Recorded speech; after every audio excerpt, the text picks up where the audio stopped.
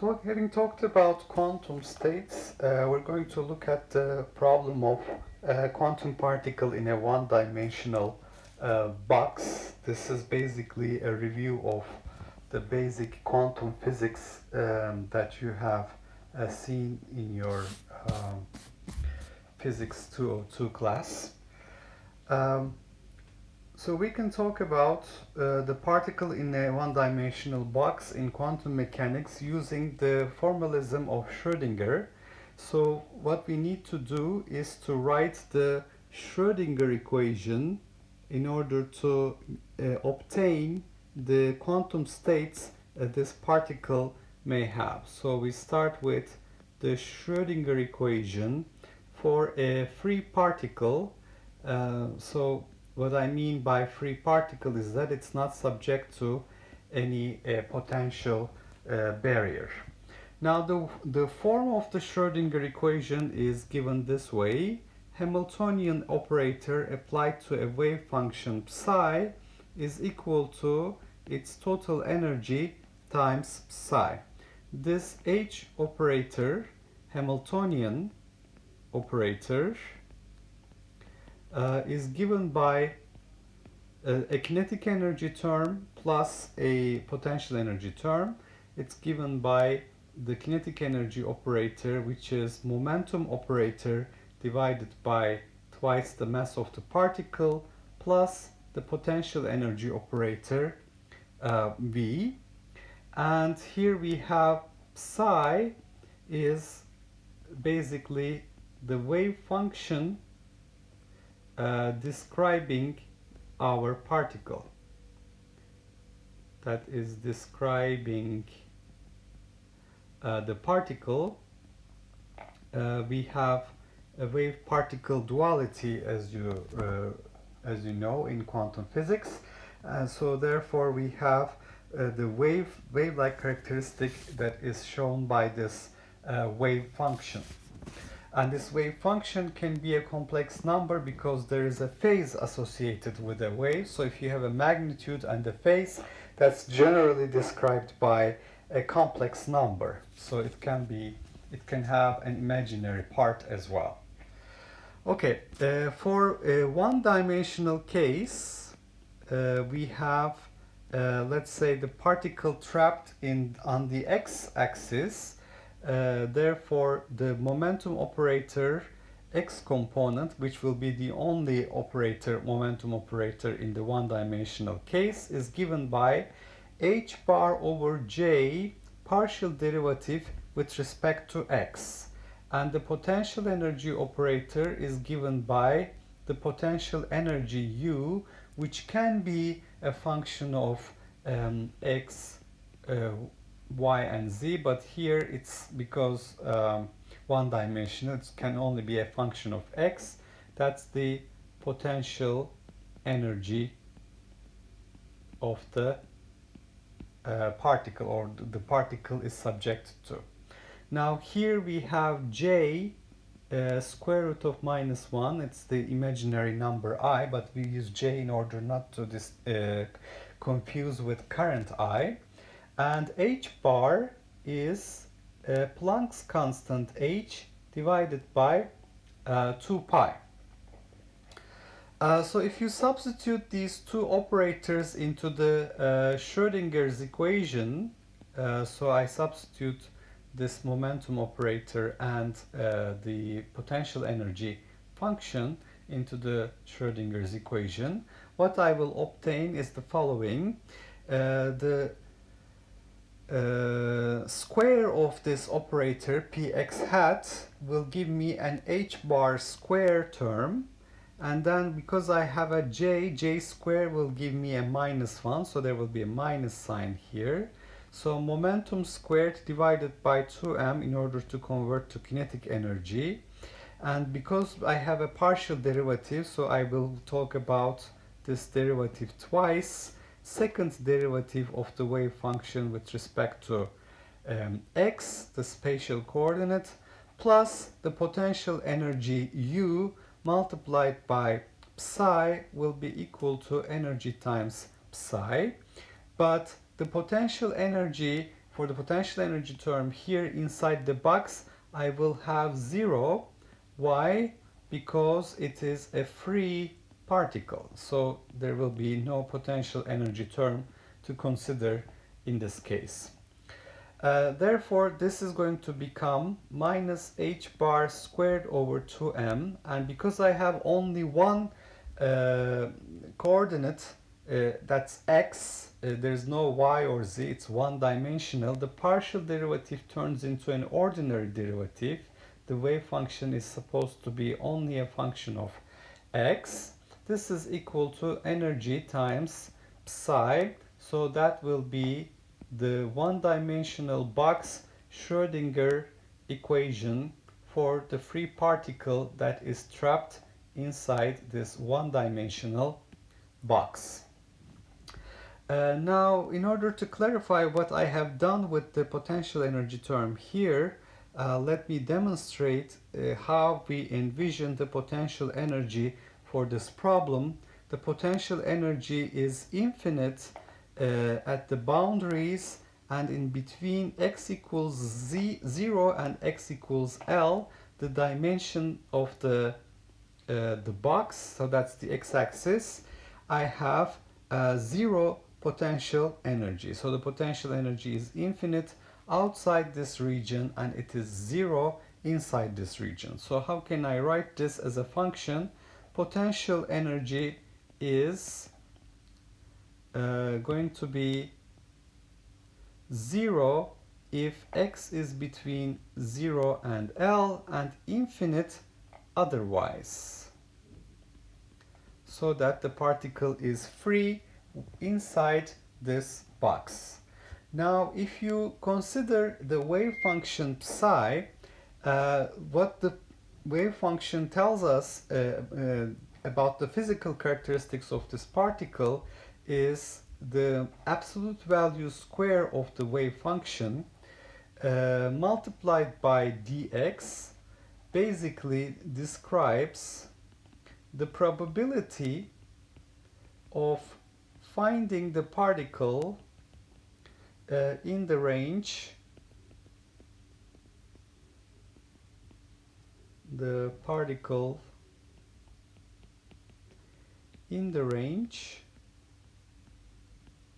x to x plus dx. Now this should sound familiar to you. Basically this statement is telling you psi of x squared is your probability density function. It's the PDF of this particle. It's the probability density function.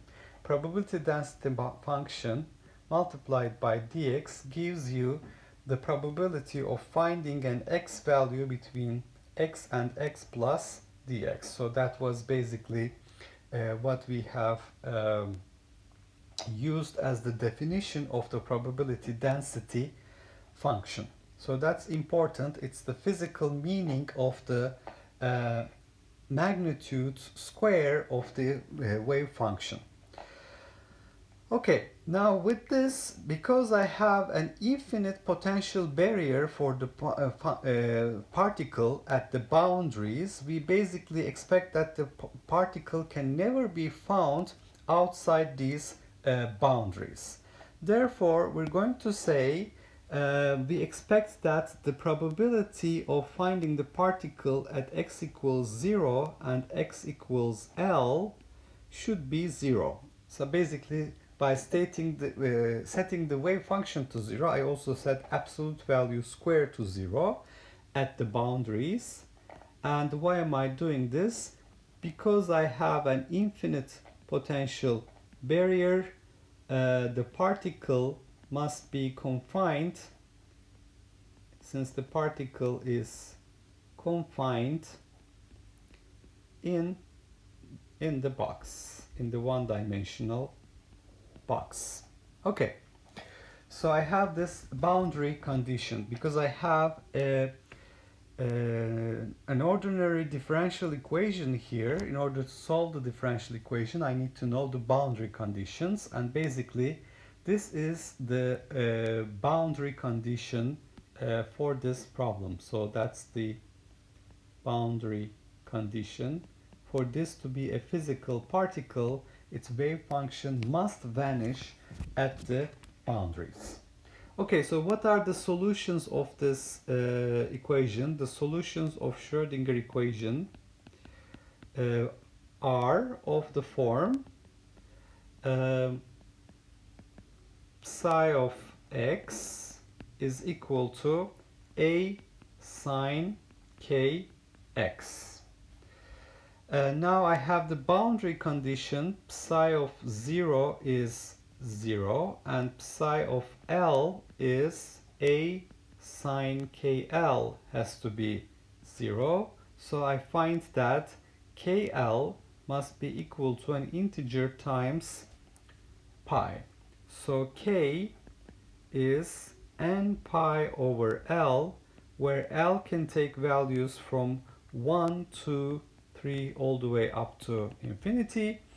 And because setting n equals to 0 would set k is equal to 0 and psi to 0 for all x values, that would imply that the particle does not exist. It is not inside the box. So therefore n equals to 0 is forbidden and starts from 1, and this k value here is called the wave number.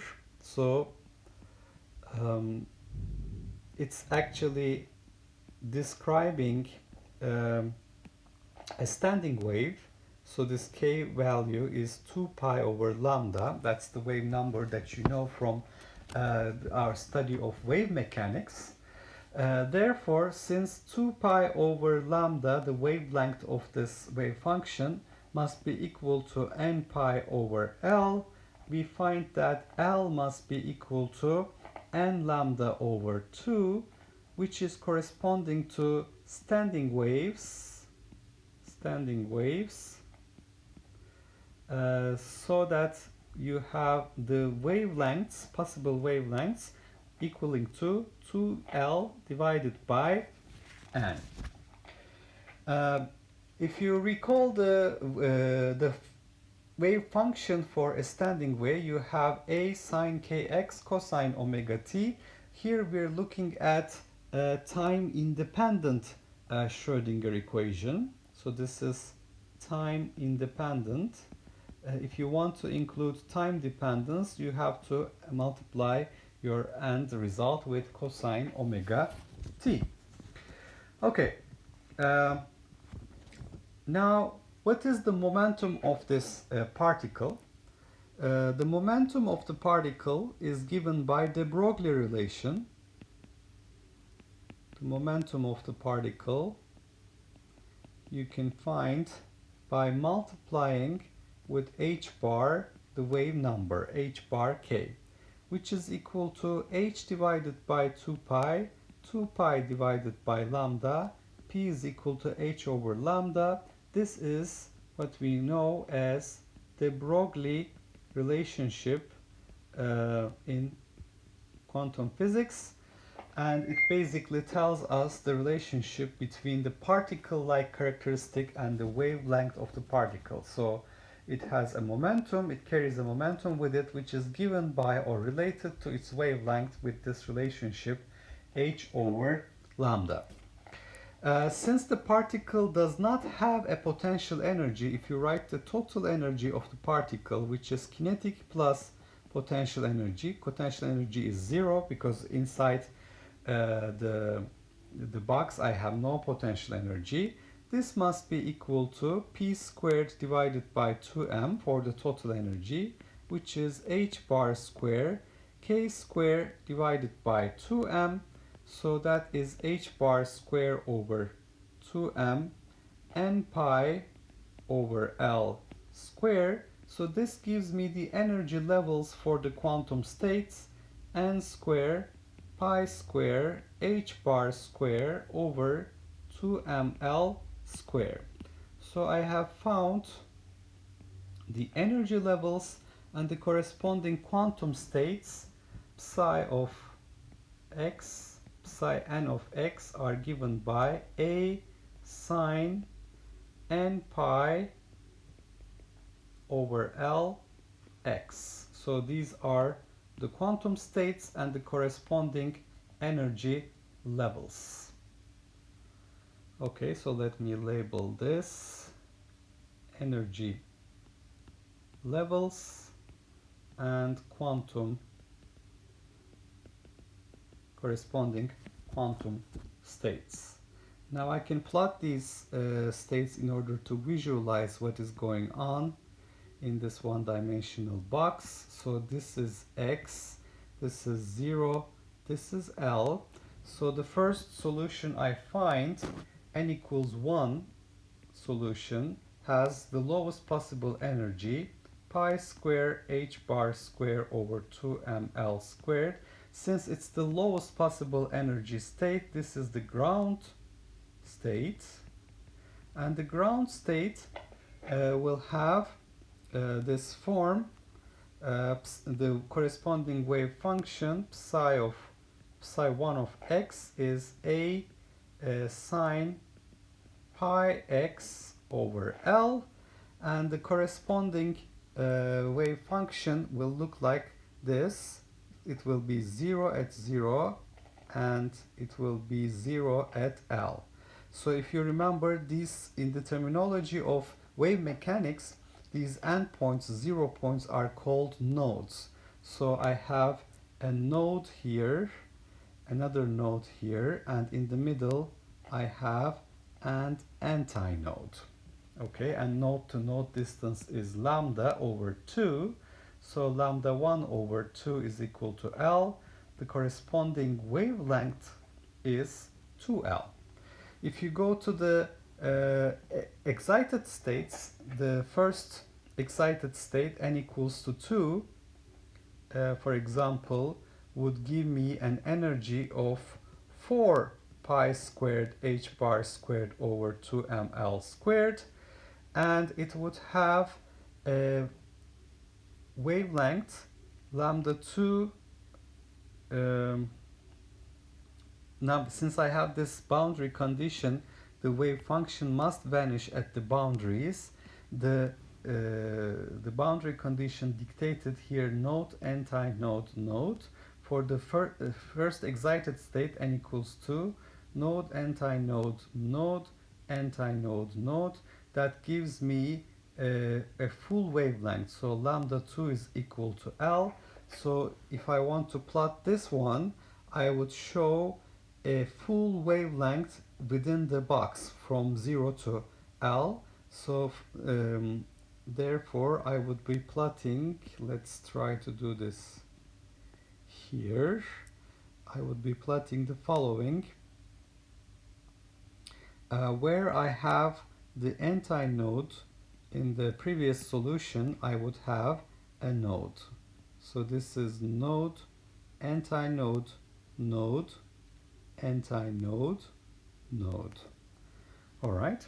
So how would the time dependence come into play? Well, this is a standing wave, so you would actually see this is forming an envelope for the wave function. So this function would be oscillating like this, and also if you have the time dependence included, you would see this envelope, the wave function oscillating, the elements of the medium oscillating up and down. In the case of waves on a string, it will be the wave function oscillating up and down in the case of the quantum particle. Now, one last thing, I would like to convince you that this solution that I have found for the quantum states indeed satisfies the Schrodinger equation. So let me do that to finish this discussion. So I have the wave functions given by a sine k x. A is the amplitude, and here I have the Schrodinger equation minus h bar square over 2m. Second derivative of psi with respect to x is equal to its energy times psi. So what is the first derivative of psi? It will be ak cosine kx, And then the second derivative would be second derivative of psi with respect to x. So this is kn. It depends on the quantum number n. This will be equal to minus a kn square sine kn x.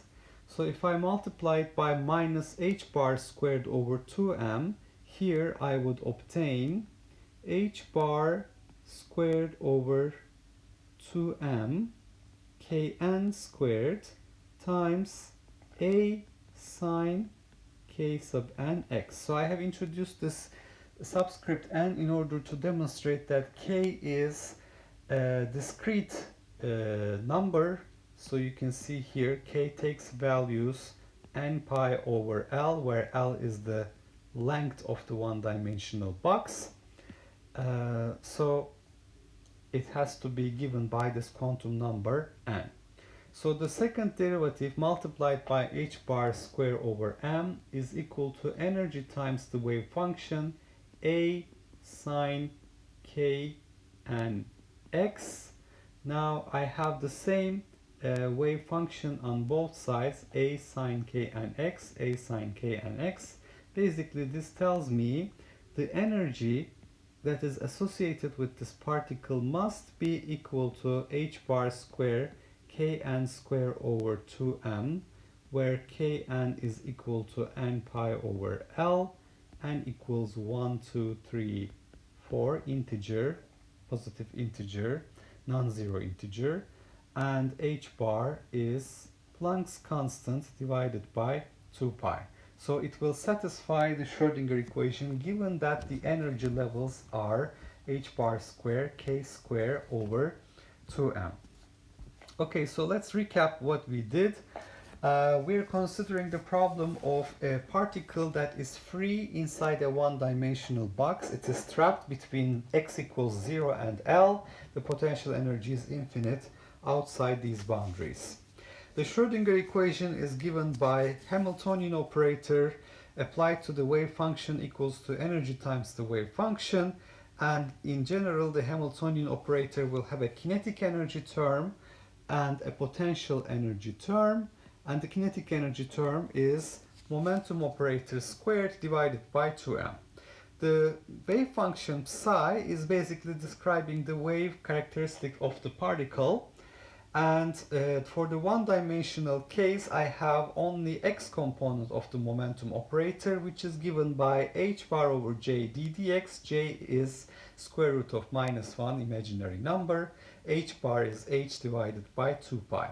The potential energy is 0 inside the box and infinite outside the box. So the one-dimensional box time-independent Schrodinger equation minus h bar square over 2m d square psi dx square, it's ordinary derivative because there is no y or z dependence, and is equal to total energy times psi. Now, one thing we learn in quantum physics is that the absolute square of the wave function psi multiplied by dx describes the probability of finding the particle in the range x to x plus dx. From our basic discussion on statistics, we know that this is telling us absolute value square magnitude squared of the wave function is the probability distribution function, basically. Now the wave function must vanish at the boundaries because the particle is confined in the box, so that gives me the boundary conditions for the differential equation that I'm trying to solve. The solutions are of the form of standing waves, a sine kx, and in order to satisfy the boundary conditions, if you put x equals 0, you automatically get 0, but if you put x equals L, this is telling you k is a quantized variable, it's n pi over L, and n cannot be 0 because n equals 0 means psi equals 0, the particle doesn't exist. So absolute psi square would be 0. That means there is no probability of finding the particle in the box. So that is not the case here. So n has to start from 1. K is called the wave number. It's 2 pi over lambda. It's basically a sine kx cosine omega t. That is the standing wave solution. So here we have time independent part, so it's a sine kx. So k is the wave number 2 pi over L. It's telling me that the wavelengths must be quantized as well, 2L divided by n, with the quantum number n. The momentum of the particle is given by the Broglie relationship h bar k, which is h over lambda. So if you write the total energy of this particle, there is no potential energy term, there is only kinetic energy, which is p squared over 2m. So it tells me the energy must be n square pi square h bar square over 2ml squared. And the corresponding quantum states are given by a sine n pi over l x. I can put the lowest possible value of n in order to check the lowest possible energy, pi square h bar square over 2ml squared. That's the ground state energy, with the ground state given by, wave function given by a sine pi x over l. This corresponds to a node, anti-node, node standing wave boundary condition. So here I have plotted how it would look like. And for n equals 2, I would have, because it scales with n squared, 4 times E1, right? So E2 would be equal to 4 times the ground state energy. The next wave function that satisfies the boundary condition, two nodes at the two ends, node, anti-node, node, anti-node, node, gives me a full wavelength between the two boundaries. So lambda 2 is equal to L. So you have a full wavelength solution for this excited state with E2 corresponding to 4 E1. So here you have energy E1, and then you have E2 4 E1. That's the first excited state.